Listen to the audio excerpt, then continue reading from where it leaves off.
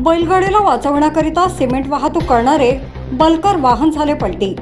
आज दिनांक 2 ऑगस्ट रोजी सकाळी 9 वाजता सौदाबाद फाट्याजवळ एक कच्चे सिमेंट वाहतूक करणारे बल्कर वाहन पलटल्याची घटना घडली आहे। सदर वाहन मुकुटबंदकडून येत होते।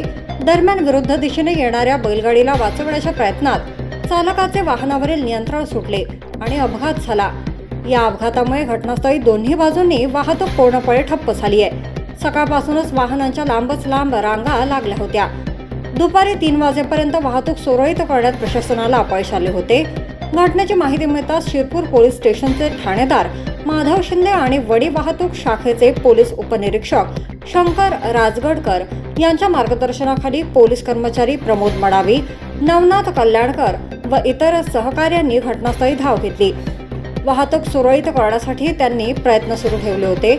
दरम्यान कोणतीही जीवितहानी झाली नसली तरीही वाहनांचे मोठे नुकसान झाले आहे। अपघातग्रस्त बल्कर हटवण्यासाठी यंत्रसामग्रीचा वापर करून वाहतूक पूर्ववत करण्याचे काम सुरू होते।